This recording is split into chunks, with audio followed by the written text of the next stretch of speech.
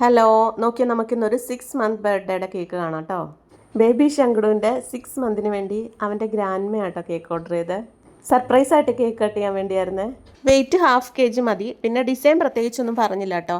പറ്റുവാണെങ്കിൽ ഒരു ഫീഡിംഗ് ബോട്ടിൽ വെക്കാൻ പറഞ്ഞേ. പിന്നെ നമ്മൾ എപ്പോഴും ചെയ്യണ പോലെ 6 മന്ത് ബർത്ത്ഡേക്ക് കേക്ക് ഹാഫായിട്ട് കട്ട് ചെയ്യുന്ന രീതിയിലുള്ള ഡിസൈൻ ചെയ്യാമെന്നാട്ടോ വിചാരിച്ചേ. അങ്ങനെ ചെയ്യുമ്പോൾ 1/2 kg ആണെങ്കിലും ആ തീമിൽ അത്യാവശ്യം ഭംഗിയായിട്ട് ചെയ്യാൻ പറ്റും. ഫ്ലേവർ പ്രത്യേകിച്ചും പറയാത്തതുകൊണ്ട് നമ്മൾ ചോക്ലേറ്റ് കേക്ക് തന്നെയാണ് കേട്ടോ ചെയ്യുന്നത്. ഇത് പെട്ടെന്ന് വന്നൊരു ഓർഡറാണ്. പിറ്റേന്ന് മോർണിംഗ് തന്നെ കൊടുക്കുകയും വേണം. അപ്പോൾ നമ്മൾ 1/2 kg ബാറ്റർ 7 ഇഞ്ചിൻ്റെ പാനിൽ ഒഴിച്ചാട്ടോ ബേക്ക് ചെയ്യണേ. എന്നിട്ട് നമ്മൾ 2 ലെയറായിട്ട് കട്ട് ചെയ്ത് സെറ്റ് ചെയ്ത് ഇങ്ങനെ ടോപ്പിൽ വെക്കേണ്ടതുകൊണ്ട് തന്നെ കേക്ക് നല്ലോണം സെറ്റ് ആവണേ.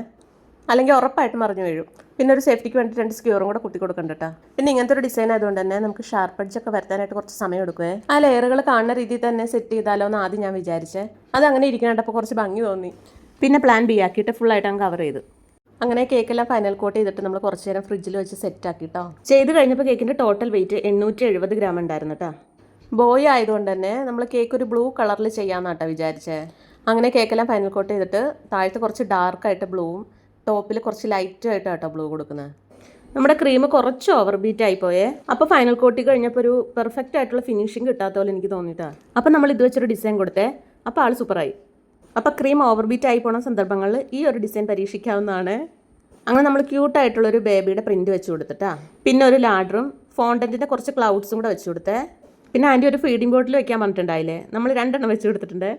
പിന്നെ കുറച്ച് ആർഭാടായിക്കോട്ടെന്ന് വിചാരിച്ച് 2 ബട്ടർഫ്ലൈയും ഫോണ്ടൻറ്റ് സ്റ്റാറും അവിടെ ഇവിടെ വെച്ച് കൊടുക്കണ്ടേ. പിന്നെ കുറച്ച് വൈറ്റ് പേൾസും കൂടി ഇട്ട് കൊടുത്തേ. പിന്നെ ടോപ്പിൽ റൈറ്റ് സൈഡിൽ കുറച്ച് പ്ലെയിൻ ആയി പോയല്ലോ തോന്നിയോണ്ട് നമ്മൾ ഫോക്സ് ബോൾസ് വെച്ച് കൊടുക്കുന്നുണ്ട് കേട്ടോ, ബ്ലൂ കളറിൽ.